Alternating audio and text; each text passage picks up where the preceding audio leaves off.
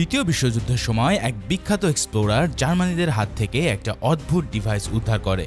হাজার বছর পুরানো এই ডিভাইসের জাদুকরী এক ক্ষমতার জন্য বহু বছর সেটাকে লুকিয়ে রাখা হয়। তবে অনেক বছর পর সেটাকে ঘিরে শুরু হয় দারুণ এক অ্যাডভেঞ্চার। যাদের প্রাচীন হিস্ট্রি এবং ঐতিহাসিক আবিষ্কারগুলোর প্রতি ফ্যাসিনেশন আছে তাদের জন্য আজকের ভিডিও মাস্ট ওয়াচ। এর চেয়ে দারুণ অ্যাডভেঞ্চার মুভি আমি আমার লাইফে খুব কমই দেখেছি। বলছিলাম বিখ্যাত ইন্ডিয়ানা জোন্স সিরিজের adventure movie Indiana Jones the dial of ডেস্টিনির কথা। তো চলো আর প্যাচাল না বাড়িয়ে শুরু করা যাক আজকের মুভি এক্সপ্লেনেশন। মুভির শুরুতেই আমরা দ্বিতীয় বিশ্বযুদ্ধ চলাকালীন সময়ে ফ্রান্সের জার্মানিদের সৈনিকদের একটা ঘাঁটি দেখতে পাই। কিছু জার্মানি সৈনিক একজন ব্যক্তিকে টেনে হেঁচড়ে এক কর্নেলের সামনে নিয়ে আসে। মুখ থেকে কাপড় সরানোর পর দেখা যায় যে এই লোক হলো বিখ্যাত এক্সপ্লোরার ইন্ডিয়ানা জোন্স। বিভিন্ন ঐতিহাসিক এবং রহস্যময় জায়গা এক্সপ্লোর করার কারণে পুরো পৃথিবীব্যাপী সে বিখ্যাত ছিল। কিন্তু এই জার্মান সৈনিকরা তাকে চিনতে পারেনি। জার্মানদের কর্নেল তাকে জিজ্ঞেস করে যে সে কেন এখানে গোয়েন্দাগিরি করতে এসেছে, অর্থাৎ তারা তাকে আমেরিকান স্পাই বলে মনে করেছে। তখন জোন্স জবাব দেয় সে তাদের কাছ থেকে এমন একটা জিনিস নিতে এসেছে যেগুলো তারা বিভিন্ন দেশ থেকে দখল করে এনেছে। ঠিক তখনই জার্মান সৈনিকরা একটা বক্স খুলে কর্নেলকে দেখায় যেটা তারা জোন্সের কাছ থেকে ছিনিয়ে নিয়েছিল। এই বক্সে ছিল একটা বর্ষার ফলা। এই ফলা কোনো সাধারণ জিনিস নয়, কারণ খ্রিস্টান ধর্মের বিশ্বাস অনুযায়ী এই ফলা দিয়ে ক্রুশবিদ্ধ যীশু খ্রিস্টকে হত্যা করা হয়েছিল। জার্মান ক্যাম্পে ভালার নামের এক প্রফেসরও ছিল। এই বর্ষার ফালা দেখা মাত্রই সে চিনে ফেলে। কর্নেলকে জানানোর পর সে সেটাকে হিটলারের জন্য একটা প্রাইজ হিসেবে নিয়ে যেতে চায়। জোন্স তাদেরকে বলে যে হিটলার নিজেই কিছুক্ষণের মধ্যে মরতে চলেছে, কারণ দ্বিতীয় বিশ্বযুদ্ধে তাদের পরাজয় খুবই কাছে। কিন্তু কর্নেল তার কথায় পাত্তা না দিয়ে তাকে খাতিরদারি করার জন্য কিছু সৈনিককে আদেশ দিয়ে সেখান থেকে চলে যায়। এরপর সৈন্যরা জোন্সকে অন্য একটা রুমে নিয়ে গিয়ে তার গলায় দড়ি লাগিয়ে তাকে ফাঁসিতে ঝোলানোর জন্য রেডি হয়। জোন্স তাদেরকে কথায় ভুলিয়ে রাখার চেষ্টা করে, কিন্তু তার আগেই তাকে লাথি মেরে ফেলে দিয়ে ফাঁসিতে ঝুলিয়ে দেয়। সে দুই হাত গলায় রেখে দড়ির বাঁধন খোলার আপ্রাণ চেষ্টা করতে থাকে। ঠিক সেই সময় হঠাৎ উপর থেকে মারাত্মক এক বাংকার ব্লাস্টার বোম এসে পড়লে পুরো দুর্গটা ছিন্নভিন্ন হয়ে যায়। তৎক্ষণাৎ জার্মান সৈনিক সমেত পুরো ঘরটাই উড়ে যায়। কিন্তু জোন্স দড়িতে ঝুলে থাকার কারণে তার কিছুই হয়নি, উল্টো তাকে যে কাঠের থামে বেঁধে রাখা হয়েছিল সেটা ভেঙে যায়। তারপর সে একটা মারাত্মক টেকনিক খাটিয়ে নিজের গলা থেকে রশিটা ছিঁড়ে ফেলে। তারপর সে সেই ধ্বংসস্তূপ থেকে বেরিয়ে একটা হেলমেট পরে নেয়। এরপর একটা গাড়ির কাছে গিয়ে ড্রাইভারকে এক ঘুষিতে অজ্ঞান করে দিয়ে তার ড্রাইভিং সিটে বসে। জোন্স জানতো যে জার্মানিরা ট্রেনে করে এই দুর্গ থেকে পালাতে যাচ্ছে। এই গাড়িগুলো সেই ট্রেনের দিকে যাওয়ার কথা ছিল। তার মধ্যে একটা গাড়িতে সে চড়ে বসার পর দুজন জার্মান অফিসারও একই গাড়িতে এসে বসে। জোন্স গাড়ি স্টার্ট করে দিয়ে তাদের অন্য গাড়িগুলোর সাথে চলতে থাকে। কিন্তু কিছু দূর গিয়ে সে সজোরে একটা টার্ন নিয়ে গাড়িটাকে রেল লাইনের দিকে ঘুরিয়ে দেয়। এই সময় সেখান দিয়ে জার্মানিদের ট্রেন যাচ্ছিল, যেখানে কর্নেল সহ বাকি অফিসাররা ছিল। জোন্স সেদিকে আগাতে গেলে জার্মানিরা বাইক নিয়ে তার পিছু নেয়, কিন্তু সে গাড়ি চালানো অবস্থাতেই বেশ কয়েকটা বাইকারকে শেষ করে দেয়। তারপর অফিসারদের গাড়ির ভিতরে রেখে চলন্ত গাড়ি থেকে সে লাফ দিয়ে একটা বাইকে উঠে পড়ে। তারপর বাইকারকে ঘুষি মেরে সে ওটার কন্ট্রোল নিয়ে নেয়। ওদিকে অফিসারদের গাড়ির কন্ট্রোল হারিয়ে পিছনে সব বাইককে শেষ করতে থাকে, আর বাকি থাকা একজন বাইকার জোন্সের হাতে সহজেই খতম হয়ে যায়। এদিকে ট্রেনে বসা জার্মান কর্নেলের সামনে আর এক বন্দীকে ধরে নিয়ে আসা হয়। সৈনিকরা জানায় যে এই ব্যক্তি জোন্সকে এই দুর্গে আসতে সাহায্য করেছে। লোকটা মিনতি করে জানায় যে তার নাম ব্যাসিল শ এবং সে অক্সফোর্ড ইউনিভার্সিটির একজন প্রফেসর। সে আর জোন্স মিলে কেবল ঐতিহাসিক বস্তুগুলোকে ধ্বংসের হাত থেকে রক্ষা করার চেষ্টা করছিল। এদিকে এই সময়টায় জোন্সের ট্রেনের উপর উঠে পড়ে এবং সৈনিকদের মেরে নিচে ফেলে দেয়। এরপর ভিতরের এক কামরায় এলে জার্মানিরা তাকে নিজেদের লোক ভেবে হিটলারি কায়দায় স্যালুট দেয়, আর সেও তাদের হাত থেকে বর্ষার ফলা রাখা বক্সটা নিয়ে সামনের দিকে এগিয়ে যায়। কিন্তু হঠাৎই তারা তার উপরে সন্দেহ করে বসলে সে তাদেরকে আটকে রেখে সরে পড়ে। এদিকে বাসিলকে ব্যাপক টর্চার করার পর জার্মানিরা তাকে কর্নেলের আদেশে মেরে ফেলার জন্য রেডি হয়। কিন্তু ঠিক তখনই প্রফেসর ভালার এসে কর্নেলকে জানায় যে ওই বর্ষার ফলাটা আসলে ফেক। কর্নেল ইতিমধ্যে হিটলারকে বর্ষার ব্যাপারটা জানিয়ে দিয়েছিল, তাই প্রচণ্ড হতাশ হয়ে সে চেঁচামেচি শুরু করে। তখন ভলার তাকে জানায় যে বর্ষা ফেক হলেও তার হাতে এমন কিছু আছে যেটা সেটার চেয়েও অনেক মূল্যবান। সে জানায় এই ডিভাইসটার নাম অ্যান্টিকাইথিরা, যা যীশু খ্রিস্টের জন্মেরও অনেক আগের বিখ্যাত প্রাচীন বিজ্ঞানী আর্কিমিডিসের হাতে বানানো। ঘড়ির ডায়ালের মতো দেখতে এই বস্তুটি টাইম ট্রাভেলের ক্ষমতা রাখে, তাই এই ঘড়িটাকে ডায়াল অফ ডেস্টিনিও বলা হয়। কিন্তু ভালারের হাতে স্রেফ তার অর্ধেকটাই আছে। এই কথা শুনে কর্নেল আরো বেশি রেগে যায়। তবে এই ফাঁকে বাসিলকে মারার ব্যাপারটা চাপা পড়ে যায়, আর অ্যান্টিকাইথিরার নাম শুনেও সে বিস্ময়ে মাটিতে পড়ে যায়। এদিকে সেই সময়টাতে জোন্স ট্রেনের ভিতর দিয়ে এক একটা করে কেবিন পাস করছিল। প্রতিটা কেবিনে সৈনিকদের আটকে রেখে সে এমন একটা কেবিনে পৌঁছায় যেখানে অনেকগুলো অ্যান্টিক জিনিসপত্র রাখা। এদিকে বর্ষার ফলাটা হাতে নিয়ে কিন্তু সে বুঝতে পেরেছিল যে এটা ফেক। তবে এই কেবিনে রাখা কোনো জিনিসই ফেক ছিল না, তাই সে আবারও ওই রুম থেকে বেরিয়ে দ্রুত ইঞ্জিন রুমের দিকে আগাতে থাকে। এরপর ট্রেনের রেস্টুরেন্টে এসে সে তার পিছনে লাগা সৈনিকদের এড়াতে সক্ষম হয়, কিন্তু সেখানের দরজা আটকে দিতেই বাকি সৈনিকরা চিৎকার করে তার পিছু নিতে থাকে। এই সময় এক সৈনিক এসে কর্নেলকে জানায় যে এক শত্রু তাদের ট্রেনে ঢুকে পড়েছে। এছাড়াও সে তাদের বর্ষার ফলাটাও নিয়ে গেছে। এখন তোমরা তো বুঝতে পারছো যে এরা ইন্ডিয়ানা জোন্সেরই কথা বলছে। কর্নেল তখন বাসিলকে ফেলে ওই কামরার দিকে চলে যেতে থাকে। তবে মজার ব্যাপার হচ্ছে যে কর্নেল যাওয়ার কিছুক্ষণ পরেই জোন্স এসে ওই রুমে হাজির হয়। সে বাসিলকে এই অবস্থায় দেখে তাকে উদ্ধার করে নেয়। অন্যদিকে কর্নেল তার সৈনিকদের দরজা খুলে মুক্ত করে দেয় এবং বেশ কিছু লোককে ট্রেনের বিভিন্ন বগির দিকে নজর রাখতে পাঠায়। এবার লোকগুলো লিটারেলি ঝুলতে ঝুলতে জোন্সের আসার জন্য অপেক্ষা করতে থাকে। অন্যদিকে জোন্সও বাসিলকে নিয়ে ইঞ্জিন রুমের দিকে আগাতে থাকে, কারণ এই ট্রেনটা যে করেই হোক তাকে থামাতে হবে। এরপর বাসিল তার হাতে অ্যান্টিকাইথিরা তুলে দেয়। ট্রেনের ছাদে উঠে ইঞ্জিন রুমের দিকে আসার সাথে সাথে জার্মানি সৈনিকরা তাদের গুলি করে মারার চেষ্টা করে, কিন্তু হঠাৎ ইঞ্জিন রুমের পিছনের এক বগির উপরে থাকা মেশিন গান অ্যাক্টিভ হয়ে জার্মানি সৈনিকদের উপরে গোলাবর্ষণ করতে থাকে। এতে তাদের অনেক সৈনিক তৎক্ষণাৎ উপরে পৌঁছে যায়, কিন্তু জোন্স বাসিলকে নিয়ে খুব সাবধানে এই গোলাবর্ষণ এড়িয়ে ইঞ্জিন রুমের ছাদের দিকে আগাতে থাকে। হঠাৎ কর্নেল নিজেই তার হাতে ছুরি নিয়ে এসে জোন্সের উপরে হামলে পড়ে। তাদের দুজনের মধ্যে শুরু হয় এক ব্যাপক ধস্তাধস্তি। এই ধস্তাধস্তিতে কর্নেলের হাত থেকে ছুরিটাও ছিটকে যায়। এরই মধ্যে তারা তিনজনই অল্পের জন্য ট্যানেলের ছাদের সাথে বাড়ি খাওয়া থেকেও বেঁচে ফেরে। সেখানে শুয়ে থাকা অবস্থাতেই তাদের ফাইট চলতে থাকে। শেষ পর্যন্ত কর্নেল জোন্সকে কাবু করে ফেললেও জোন্স তার পকেট থেকেই পিস্তল বের করে তাকে শেষ করতে যায়, কিন্তু হাতাহাতির কারণে সেটাও তার হাত থেকে ছুটে গেলে জোন্স সেটাকে পা দিয়ে বেসিলের দিকে ঠেলে দিয়ে গুলি করতে বলে। এই সময়টাতে কর্নেল তাকে মেরে ফেলার চেষ্টাই করতে যাচ্ছিল, আর ঠিক তখনই বাসিল প্রথম গুলিটা করে বসে, কিন্তু প্রথমে সেটা মিস হয়ে গেলেও পরের গুলিটা ঠিকই কর্নেলের গায়ে লাগে, আর জোন্স সেই সুযোগ বুঝতে পেরে তাকে লাথি দিয়ে ট্রেন থেকে ফেলে দেয়। যাই হোক, বিপদ খতম ভেবে যেই না তারা স্বস্তির নিঃশ্বাস ফেলবে, ঠিক তখনই হঠাৎ ভলার এসে জোন্সের দিকে পিস্তল তাক করে।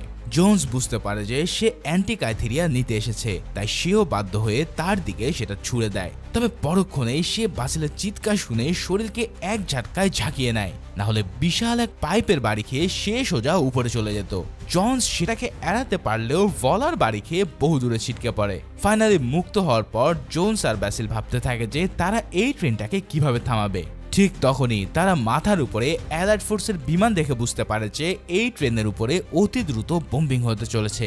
তাই দুজনে একটা ব্রিজের উপর থেকে নিচের নদীতে লাফ দেয়। এবার সাঁতরে পারে ওঠার পর বাসিল তাকে বলে যে আমরা কি এখন তাহলে খালি হাতে ফিরে যাব, কিন্তু হঠাৎ তাকে চমকে দিয়ে জোন্স অ্যান্টিকাইটারটা বের করে দেখায়। তার মানে ট্রেন থেকে ঝাঁপ দেওয়ার আগেই সে সেটাকে হাতে তুলে নিয়েছিল। এরপর মুভির সিন শিফট হয় অনেক বছর পর। এখানে দেখা যায় 1969 সালের জুলাই মাসের 20 তারিখে আমেরিকান 3 নভোচারী পৃথিবীর ইতিহাসে সর্বপ্রথম চাঁদে পা রাখে। এই ঘটনাকে ঘিরে চারিদিকে বেশ হইচই চলছিল। তবে বৃদ্ধ জোন্সের তা দেখে বেশ বিরক্তই লাগছিল, কারণ প্রাচীন ইতিহাস নিয়ে ঘাটতে ঘাটতে চাঁদে পা রাখার মধ্যে তেমন কোনো স্পেশাল কিছু সে দেখতে পায় না। তাই বিরক্ত মনেই সে তার কলেজে ক্লাস নিতে যায়। জোন্স এখন নিউ ইয়র্কের হান্টার কলেজের আর্কিওলজির প্রফেসর ছিলেন। সেদিন তার ক্লাসে কারোর মনোযোগ ছিল না, কারণ সবাই মুন ল্যান্ডিং নিয়ে বেশ এক্সাইটেড ছিল। আর আজ জোন্সের শেষ ক্লাস, কারণ এরপর সে রিটায়ার্ড হতে চলেছে। তাই নিজের ক্লাস শেষে জোন্স আর্কিমিডিক্সের অ্যান্টিকাইথা নিয়ে লেকচার শুরু করে দেয়। কেউ তার প্রশ্নের কোনো উত্তর দিতে না পারলেও পিছন থেকে একটা মেয়ে প্রায় সবগুলো প্রশ্নেরই উত্তর দিয়ে যাচ্ছিল। কিন্তু হঠাৎ ক্লাসের মাঝখানেই কিছু স্টুডেন্ট একটা টিভি স্ট্যান্ড নিয়ে এসে টিভিতে মুন ল্যান্ডিং দেখতে শুরু করে। অগত্যা নিজের শেষ ক্লাসটাও অর্ধেক শেষ করতে বাধ্য হয় জোন্স। এরপর ক্লাস থেকে কলেজের পক্ষ থেকে তাকে রিটায়ারমেন্ট গিফট দেওয়া হয়, যেটা সে রাস্তার এক ভিক্ষুককে দিয়ে দেয়। এদিকে পর্দায় এবার আমরা যাকে দেখতে পাই তার চেহারা তো তোমরা নিশ্চয়ই আন্দাজ করতে পারছো।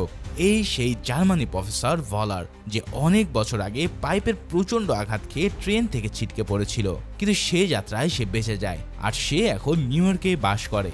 একসময় আমেরিকার বিরুদ্ধে যুদ্ধ করায় ভলার এখন আমেরিকান নাসারই একজন বড় সায়েন্টিস্ট। নিজের নাম পাল্টে সে এখন হয়ে গেছে ডক্টর স্মিথ। তবে তার মধ্যে থেকে যে জার্মানি ইগো এখনো যায়নি সেটা ভালোভাবে বোঝা যায়। তার মতে আমেরিকা যুদ্ধটা জেতেনি, বরং হিটলারই নিজের পরাজয় ডেকে এনেছে। যাই হোক, অন্যদিকে ক্লাস শেষ করে ক্লাসের পিছনে বসা সেই মেয়েটা জোন্সের সাথে দেখা করে। পরিচয় দিতে জোন্স তাকে চিনতে পেরে ভীষণ অবাক হয়ে যায়। হেলেনা শ নামের এই মেয়েটা নিজেকে জোন্সের সেই পুরানো বন্ধু বাসিলের মেয়ে বলে পরিচয় দেয়। অনেক আগে জোন্স যখন তাকে দেখেছিল তখন সে খুব ছোট ছিল। হেলেনা জানায় যে সে আর্কিওলজিতে ডক্টরেট করতে চলেছে, আর তার সাবজেক্ট হিসেবে সে অ্যান্টিকাইথিরাকেই বেছে নিয়েছে, কারণ তার বাবা সবসময় তাকে এই জিনিসটার কথাই বলতো। সে তাকে এটাও বলেছিল যে জোন্স এই ডিভাইসটা দ্বিতীয় বিশ্বযুদ্ধের সময় খুঁজে পেয়েছিল, কিন্তু ফ্রেঞ্চ আল্পসের পাশের এক নদীর তীরে তারা এই ডিভাইসটিকে হারিয়ে ফেলে। তাই হেলেনার বিশ্বাস এখনো সেখানে গিয়ে খুঁজলে এই ডিভাইসটাকে পাওয়া যাবে। যদি তারা জিনিসটাকে উদ্ধার করতে পারে তাহলে হেলেনা তো ফেমাস হবেই বটে, আরও জনসও আবারও আলোচনায় আসবে। অনেক দিন ধরেই সে লাইমলাইটের বাইরে রয়েছে। তখন জনস তাকে কলেজের ভিতরের দিকে একটা রুমে নিয়ে যায়। এদিকে এই সময়টাতে কিছু লোক হেলেনাকে ফলো করতে করতে তার খুঁজে বেড়াচ্ছিল। এরা আসলে ছিল সিআইএ এজেন্ট, কিন্তু তারা কেন হেলেনাকে খুঁজছে সেটা একটু পরে জানতে পারবো। এখন এজেন্টদের মধ্যে ম্যাসন নামের এক মহিলা আগে থেকে হেলেনার উপরে নজর রাখছিল। তাকে ফলো করতে করতে সে কলেজ পর্যন্ত পৌঁছে যায়, আর নিজের বাকি সঙ্গীদেরও সেখানে ডেকে নেয়, যাদের মধ্যে ক্লেভার নামের আরও এক লোক ছিল তাদের লিডার। জোন্স যখন হেলেনাকে কলেজের আর্কাইভ রুমের ভিতরে নিয়ে যায় তখন তারাও বাইরে থেকে ঘাপটি মেরে সব শুনতে থাকে। জোন্স রুমের ভিতরের এক সেলফের ড্রয়ার থেকে হেলেনের হাতে কাপড়ে মোড়ানো কিছু একটা জিনিস তুলে দেয়। হেলেনা সেটার কাপড় সরাতে দেখে যে এইটাই সেই বহুল প্রতীক্ষিত অ্যান্টিকাইথিরা। জোন্স বলতে থাকে, প্রাচীনকালে আর্কিমিডিস গ্রহ নক্ষত্রের গতিবিধিতে কিছু সমস্যা পর্যবেক্ষণ করার জন্য এই ডিভাইসটা বানিয়েছিল, কিন্তু তিনি বিশ্বাস করতেন যে এই ডিভাইস দিয়ে আরো বড় কোনো রহস্য সমাধান করা যাবে। হয়তো এটা দিয়ে সময়কেও নিয়ন্ত্রণ করা যায়।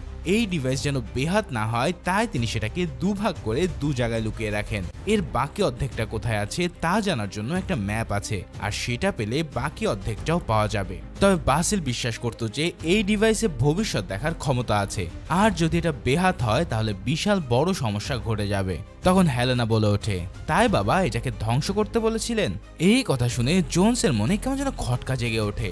এদিকে এই সময়টাতেই সিআইএ এজেন্টরা যখন ঘাপটি মেরে তাদের কথা শুনছিল তখন কলেজের এক স্টাফ তাদের দেখে ফেলে, আর ক্লেভার 7 পাঁচ না ভেবেই তাকে সাইলেন্সার লাগানো পিস্তল দিয়ে শেষ করে দেয়। এরপর আরো একজন তাকে দেখে ফেললেও তাকেও তারা শেষ করে, কারণ ডক্টর স্মিথের অর্ডার হলো অপারেশনের সময় কোনো উইটনেস রাখা যাবে না। তার মানে আমরা বুঝতে পারি যে এই অপারেশন তারা ভালরের আদেশেই চালাচ্ছে, যাতে তারা অ্যান্টিকাইথিরা উদ্ধার করতে পারে। এদিকে হেলেনের কথা শোনার পর জনস তাকে জিজ্ঞাসাবাদ করতে থাকে যে যদি ব্যাসিল তাকে ফ্রান্সের নদীতে অ্যান্টিকাইথিরা হারানোর কথা বলে থাকে তাহলে সে কিভাবে জানলো যে সে আসলে জনসকে ডিভাইসটা ধ্বংস করতে বলেছিল। হেলেনা এই কথার উত্তর দিতে পারে না। জনস তার কাছ থেকে ডিভাইসটা কেড়ে নিতে চাইলে সে তাকে ভিতরে আটকে রেখে পালাতে যায়। সাথে সাথে বাইরে থাকা সিআইএ এজেন্টরা তার পিছু নিতে থাকে, আর বাকিরা এসে জনসের মুখোমুখি হয়। জনস আর্কাইভের ভিতরে সেলফগুলোকে ঠেলে ফেলে দিয়ে বাইরে পালিয়ে যেতে সক্ষম হয়। তারপর সে বাইরের রুমে এসে দেখে যে সেখানে তার এক সহকর্মীর মৃতদেহ পড়ে আছে। সে দ্রুতই ফোন করে ব্যাপারটা পুলিশকে জানায়, কিন্তু তখনই ভালারের লোকেরা এসে তার উপরে পাকড়াও করে ফেলে। এদিকে হেলেনা বিল্ডিং এর সিঁড়ি দিয়ে ছাদ বেয়ে অন্য ছাদে লাফ দেয়। সেই সময়টাতে রাস্তায় মুন ল্যান্ডিং এর কারণে সবাই আনন্দ উদযাপনের এক বিশাল প্যারেড করছিল। এবার সেটাকে সুযোগ নিয়ে হেলেনা গায়েব হয়ে গেলে সিআইএ এজেন্টরা তাকে খুঁজে পায় না। অন্যদিকে জনসকে তারা গাড়িতে নিয়ে যেতে থাকে।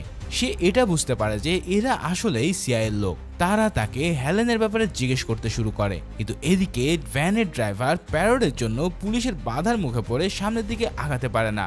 ফলে সেখানে একটা ঝামেলা শুরু হয়ে গেলে তারা জনসকে হাঁটিয়ে নিয়ে যেতে শুরু করে, কিন্তু প্যারেডের সামনে এসে জনস তাদের সাথে সমান তালে স্লোগান দিতে দিতে এজেন্টদের কিল ঘুষি মেরে নিজেকে ছাড়িয়ে ফেলে। বয়স হলে কি হবে, তার মধ্যে এখনো সেই লেভেলের বুদ্ধি আছে। যাই হোক, স্লোগানের প্লে কার্ড দিয়েই একাই 2-4 জনকে মেরে সে ভিড়ের মধ্যে মিশে যায়। এবার ক্লেভার তখন ফাঁকা গুলি ছুড়লে জনস সহ সবাই চমকে ওঠে। তখন সেও তাকে গুলি করতে যায়, কিন্তু মাসান এসে তাকে বাধা দেয়। জনস একজন পুলিশ অফিসারকে ব্যাপারটা বোঝাতে গেলে এজেন্টরা আবারও সেখানে গিয়ে হাজির হয়। তখন জনস ওই অফিসারের ঘোড়ায় চড়ে পালাতে শুরু করে। এদিকে ক্লেবার তখন একটা বাইক নিয়ে সেই বাইকারকে চেস করতে থাকে, আর আরেকজন এজেন্ট তো এক লোককে তার গাড়ি থেকে ফেলে দিয়ে তার বউকে নিয়ে সেই গাড়ি দিয়ে চেস করতে শুরু করে। এভাবে বেশ কিছুক্ষণ মিছিলের মধ্যে দিয়ে চেস করার পর জনস তাদেরকে ফাঁকি দিয়ে মেট্রো রেলের টানেলের ভিতর দিয়ে ঢুকতে সক্ষম হয়। তার পিছন থেকে তখন তীব্র বেগে একটা ট্রেন আগিয়ে আসছিল। সে সেই অবস্থাতেই মারাত্মক স্টাইলে ঘোড়া চালিয়ে ট্রেনের ফাঁক দিয়ে বেরিয়ে স্টেশনে চলে আসে। তারপর কোনোভাবে ঘোড়াটাকে থামিয়ে ট্রেনে উঠে পড়ে সে পাগার পার হয়ে যায়। এবার ক্লেবার আর ম্যাসন সেখানে আসতে পারলেও তারা আর তার নাগাল পায় না। এদিকে ভালার তখন তার বাসায় বসে বসে ইন্টারভিউ দিচ্ছিল। একটু পর প্রেসিডেন্টের সাথে তার দেখা করার কথা। হঠাৎ ম্যাসন তাকে ফোন করে জানায় যে তাদের মিশন সম্পূর্ণভাবে ফেল হয়েছে। এই সব কথা শুনে ভ্যালার তার সব প্ল্যান ক্যান্সেল করে দিয়ে মরক্কোর উদ্দেশ্যে রওনা দেয়। অন্যদিকে জনস পালিয়ে যাওয়ার পর সে দেখতে পায় যে হান্টার কলেজের সিআইএ যে খুনগুলো করেছিল সেগুলোর জন্য তাকেই দায়ী করা হচ্ছে এবং তার বিরুদ্ধে ওয়ারেন্টও জারি করা হয়েছে। ঠিক তখনই হঠাৎ পাশ থেকে এক লোক তাকে চিনে ফেলে এবং সে চিৎকার করা শুরু করে। তখন এক লোক এসে তাকে পরপর দুবার ঘুষি মেরে অজ্ঞান করে দেয়। এই লোকটা তার অনেক পুরাতন বন্ধু সালা তাকে নিজের বাসায় নিয়ে যায়। সেখানে সে তাকে জানায় যে হেলেনা এখন একজন অ্যান্টিক চোরা কারবারি। কিছুদিন আগে চুরি করা অ্যান্টিক অকশনের জন্য তাকে অ্যারেস্ট করা হয়েছিল, কিন্তু রহিম নামের এক বড় স্মাগলার তাকে ছাড়িয়ে আনে। আর আজকে মরক্কোতে এই রহিমই একটা বড়সড় প্রাইভেট অকশন করতে চলেছে, যেখানে প্রচুর চুরি করা অ্যান্টিক জিনিসপত্র বিক্রি করা হবে। এই কথা শুনে জন বুঝতে পারে যে হেলেনা সেখানে অ্যান্টিক আইটেরা বিক্রির চেষ্টা করবে, তাই সে তৎক্ষণাৎ মরক্কোর উদ্দেশ্যে রওনা দিতে চায়। সালাহ তাকে এয়ারপোর্ট অব্দি পৌঁছে দিয়ে নিজেও তার সাথে যেতে চায়, কিন্তু জনস বলে যে সে একাই সব সামলে নিতে পারবে। তারপর নিজের পরিচয় হাইড করে প্লেনে উঠে সে মরক্কোর তানজাইন শহরে চলে যায়। এখানে রহিমের সে বড় অ্যাকশনটি ঘটতে চলেছিল। হেলেনা আগেভাগে সেখানে গিয়ে অ্যান্টিক আইটেরাটা নিলাম করার চেষ্টা করে। ঠিক সেই মুহূর্তে জনসও সেখানে চলে আসে। যদিও অকশনের সিকিউরিটিতে থাকা টেডি নামের এক কিশোর তাকে ভিতরে ঢুকতে দিতে চায়নি, কিন্তু তবুও সে জোর করে ঢুকে যায়। তারপর সে সবাইকে উদ্দেশ্য করে বলে যে এই অ্যান্টিক আইটেরা তার নিজের উদ্ধার করা, আর হেলেনকেও সে সেখান থেকে বুঝিয়ে নিয়ে যাওয়ার চেষ্টা করে, কিন্তু সে তার কথায় কান না দিয়ে বিক্রি করার চেষ্টা চালিয়ে যায়। ঠিক তখনই সেখানে ভালোর ও তার লোকজন এসে হাজির হয়। সে এসে ডিভাইসটাকে নিজের সম্পত্তি বলে দাবি করতে থাকে। তার চেহারা দেখে জনসের মনে পড়ে যায় দ্বিতীয় বিশ্বযুদ্ধের সময় ওই ট্রেনের কথা। সে তাকে চিনে ফেলে, কিন্তু ভালার তাকে পাত্তা না দিয়ে অ্যান্টিক আইটেরাটা নিজের হাত করতে চায়। কিন্তু হঠাৎ জোন্স সেটাকে টান দিয়ে নিয়ে যেতে চাইলে পুরো অকশন রুমে একটা হুলস্থুল পড়ে যায়। জনস সেটাকে নিয়ে নেওয়ার আগেই এক মরক্কান লোক সেটাকে হাত করে ফেলে। তারপর সে সবার দিকে পিস্তল তাক করলে ভালারের লোকরা তাকে মেরে ফেলে দেয়। তখন তার হাত থেকে ডিভাইসটা ছুটে গেলে জনস সেটাকে ক্যাচ করে নেয়। তবে হঠাৎই উপস্থিত সবাই তার দিকে একসাথে গুলি করা শুরু করে। তখন লাফ দিয়ে সে মেঝেতে পড়লেও তার হাত থেকেও ডিভাইসটা ছুটে যায়। এবার সেটাকে নিয়ে টেডি নামের ওই ছেলেটা পালাতে শুরু করে। জনস আর হেলেনার সাথে ভ্যালোরের লোকদের শুরু হয় এক কঠিন মারামারি। জনস তাদেরকে কাবু করে টেডির পিছনে দৌড়াতে শুরু করে, কিন্তু টেডি দৌড়াতে গিয়ে ভালারের সাথে ধাক্কা খেলে ভালার তার হাত থেকে অ্যান্টিক আইটেরাটা নিয়ে নেয়। তারপর সে এলিভেটর করে জোন্সের চোখের সামনে দিয়ে মাটির নিচে পালাতে শুরু করে। জোন্স আর হেলেন নিচের দিকে নেমে দেখতে পায় যে ভালার ততক্ষণে গাড়িতে করে সটকে পড়েছে। তারা মরক্কন পুলিশের মুখে পড়লেও পুলিশ তাদেরকে কিছু না বলে চলে যেতে দেয়, কিন্তু পরক্ষণেই তাদের সামনে হাজির হয় রহিম। এই রহিম বড় মাপের একজন মাফিয়া গ্যাংস্টার। কিছুদিন আগে তার সাথে হেলেনের এঙ্গেজমেন্ট হয়েছিল, কিন্তু সে আসলে তাকে প্রেমের ফাঁদে ফেলে নিজের জামিন করিয়ে নিয়েছিল। জনস আর হেলেনার কথাবার্তা শুনেই রহিম সেটা বুঝতে পারে এবং তার লোকেরা তাদেরকে গুলি করা শুরু করে। তখন তারা পালাতে শুরু করলে টেডি তাদের জন্য একটা অটো নিয়ে হাজির হয়। এই টেডি আসলে হেলেনার একান্ত সাগরেদ। এবার সেই অটোতে করেই তীব্র গতিতে তারা রহিমের হাত থেকে পালাতে থাকে, আর সেও নিজের দলবল নিয়ে তাদের পিছু নেয়। অনেকক্ষণ ধরে চলা এই চেজিং সিন পুরোই অ্যাকশনে ভরপুর ছিল। জোন্স এমন মারাত্মক স্টাইল অটো চালায় যে তাতে রহিমের বাইকাররা এদিক ওদিকে ধাক্কা খেয়ে নিজেরাই শেষ হয়ে যায়, কিন্তু আরেকজন আবার লাফ দিয়ে অটোর উপরে এসে পড়ে এবং ছুরি দিয়ে উপরের প্লাস্টিক কেটে ফেলার চেষ্টা করে। জোন্স অটোকে এদিক ওদিক টার্ন করে লোকটাকে ফেলে দেয়। তারপর তারা উঁচু এক সিঁড়ি দিয়ে নিচে নামতে থাকে। এমন উঁচু নিচু পথ দিয়ে নামার কারণে অটোটা আটকে যায়। তখন হেলেনা আর টেডি জোন্সকে রেখে অন্য অটোতে উঠে পড়ে, কিন্তু জোন্সও ছেড়ে দেওয়ার পাত্র নয়। সে কোনোভাবে অটোটাকে ফ্রি করে নিয়ে ভাঙাচোরা গাড়িটা দিয়ে তীব্র বেগে এগিয়ে যায়। তারা দুজনেই ততক্ষণ ভলারের গাড়িটা দেখতে পেয়েছিল।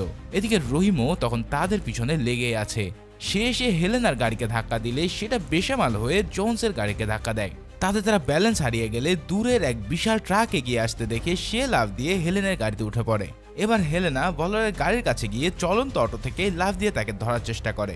জানলার কাঁচ ভেঙে সে ভলারের টায় ধরে তাকে শ্বাসরোধ করার চেষ্টা করতে থাকে, কিন্তু পিছন থেকে রহিম আবার তীব্র গতিতে এগিয়ে আসছিল।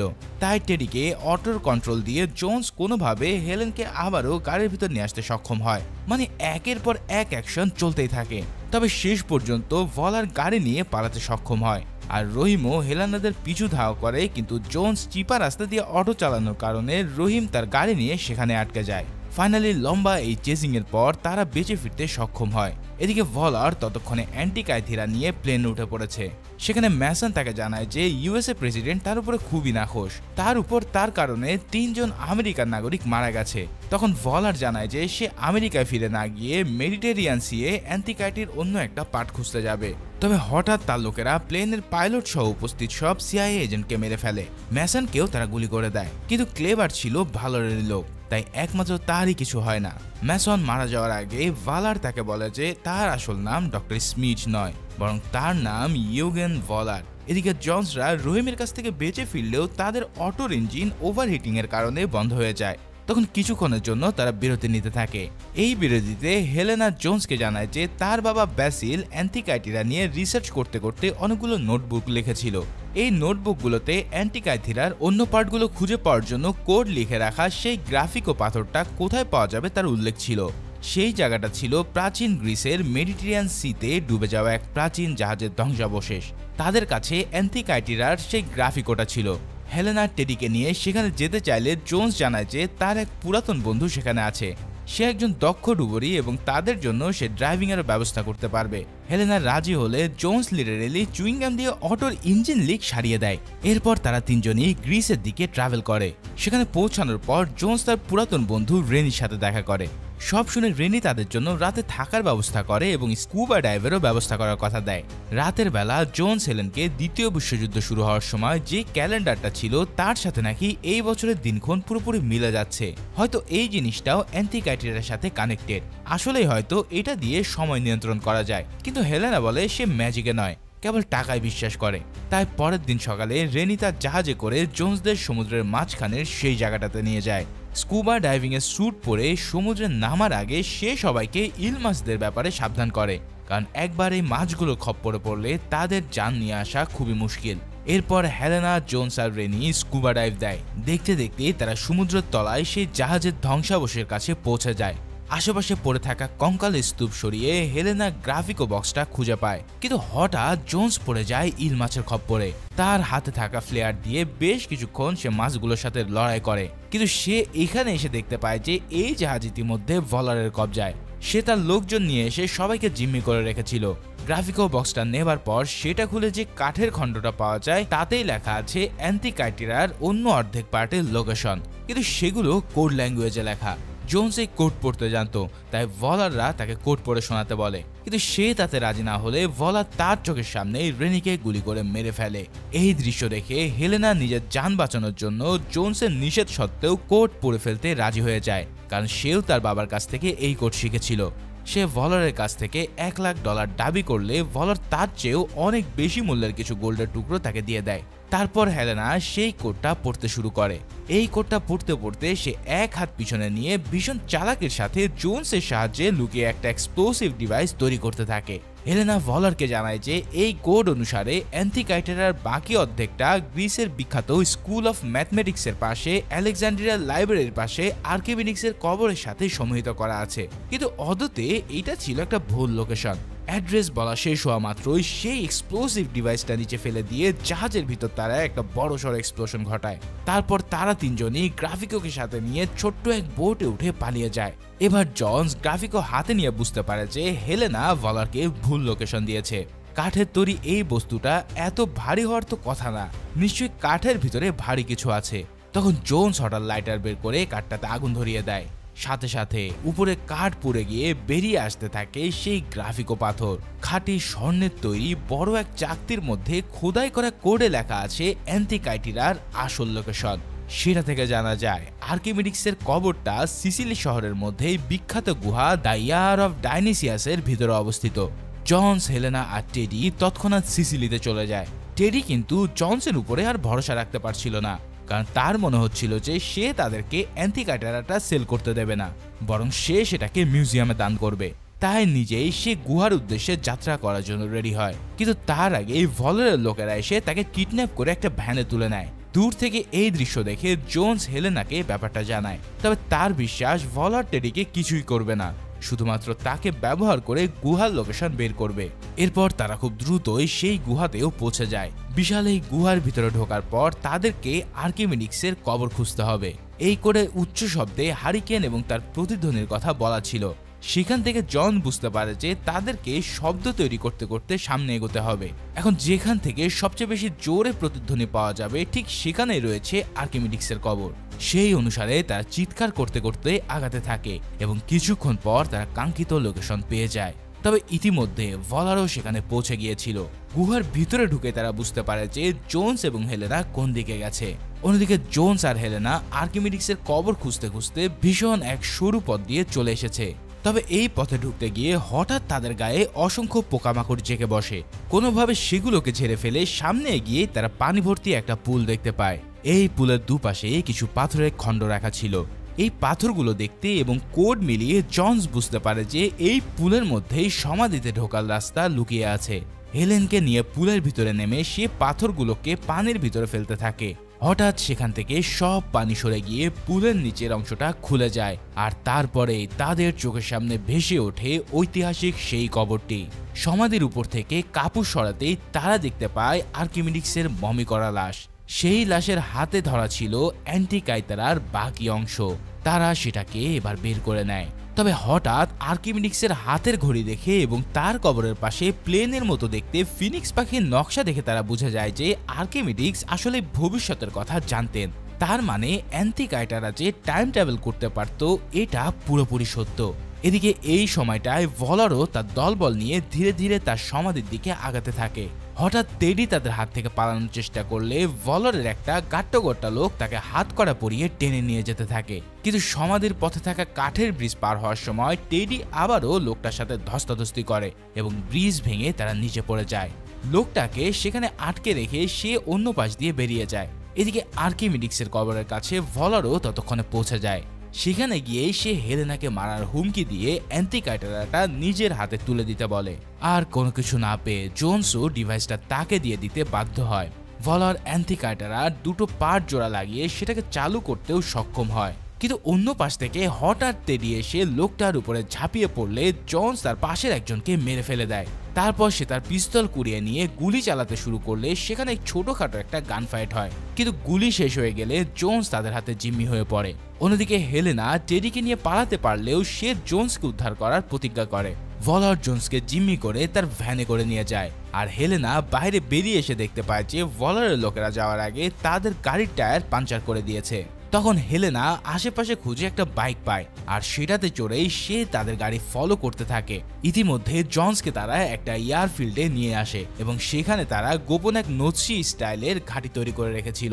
ভলার নিজেও নাৎসি স্টাইলে কমান্ডারের ড্রেস পরে নেয়। তারপর জোন্সকে নিয়ে সে প্লেনে ওঠে। তার হাবভাব দেখে জোন্স বুঝতে পারে যে সে অ্যান্টিকাইটারা ব্যবহার করে অতীতে গিয়ে দ্বিতীয় বিশ্বযুদ্ধের রেজাল্ট চেঞ্জ করার পায়তারা করছে। ভলারও জানায় যে সে হিটলারকে মেরে আসার মাধ্যমে যুদ্ধে জার্মানির জয় নিশ্চিত করবে, কারণ তার ধারণা একমাত্র হিটলারের কারণেই তারা যুদ্ধটা হেরে গিয়েছিল। অন্যদিকে হেলেনা আর টেডি তাদের ফলো করতে করতে সেই এয়ারফিল্ডে পৌঁছে যায়। হেলেনা টেডিকে জিজ্ঞেস করে যে সে প্লেন চালাতে পারবে কিনা। তখন কিছু বলার আগে টেডি এয়ারফিল্ডে থাকা একটা প্লেনের দিকে দৌড় দেয়। কিছুক্ষণের মধ্যেই ভলার নাৎসি বিমানটা রানওয়েতে চলতে শুরু করে। তার পিছু পিছু টেডিও একটা পিচ্চি প্লেন নিয়ে উড়ে পড়ে। জীবনে কখনো প্লেন চালানোর অভিজ্ঞতা না থাকলেও ঈশ্বরের নাম নিয়ে সে প্লেন চালানো শুরু করে। অন্যদিকে হেলেনা যখন দেখতে পায় যে ভলারের প্লেনটা উঠতেই যাচ্ছে, তখন সে দ্রুত গতিতে বাইক নিয়ে এসে ল্যান্ডিং গিয়ারের উপরে ঝাঁপ দেয়। এরপর কোনো রকম ল্যান্ডিং গিয়ার ধরে সে বিমানের নিচের কম্পার্টমেন্টে ঢুকে পড়ে। অন্যদিকে টেডিও চুরি করা প্লেনটাকে টেক অফ করতে সক্ষম হয়। এবার ভলার তার প্লেনে বসে অ্যান্টিকাইটারার সাহায্যে 1939 সালে টাইমলাইন সেট করা শুরু করে। টাইমিং সেট করার সাথে সাথেই আকাশে এক ওয়ার্ম হোল ফিশার তৈরি হয়। এর মধ্য দিয়ে বেরিয়ে গেলে তাদের অতীতে পৌঁছে যাওয়ার কথা। কিন্তু হঠাৎ জোন্স বলে ওঠে যে এই ওয়ার্ম হোল তাদেরকে ভুল পথেও পাঠিয়ে দিতে পারে, কারণ আজ থেকে 2000 বছর আগে আর্কিমিডিক্সের সময়ে মহাদেশগুলো ছিল অন্যরকম। পৃথিবীর সব মহাদেশগুলোই সেই সময় মানুষের সাথে সাথে মুভ করতে থাকে। এই ব্যাপারটাকে বলা হয় কন্টিনেন্টাল ড্রিফট। আর্কিমিডিক্সের সময় মানুষ এই ব্যাপারটা জানতো না, তাই অ্যান্টিকাইটিরা সেই সময়ে জিওগ্রাফিক অনুসারে তৈরি হওয়ার কারণে তারা কিছু ভুল সময়েও পৌঁছে যেতে পারে। কিন্তু ভলার এবং তার লোকেরা জন্সের কথায় কান দেয় না। তাই কিছুক্ষণ পর তারা ওয়ার্ম হোলের ভিতর দিয়ে বাইরে চলে আসলে তাদের সামনে তারা দেখতে পায় অতীতের পৃথিবী।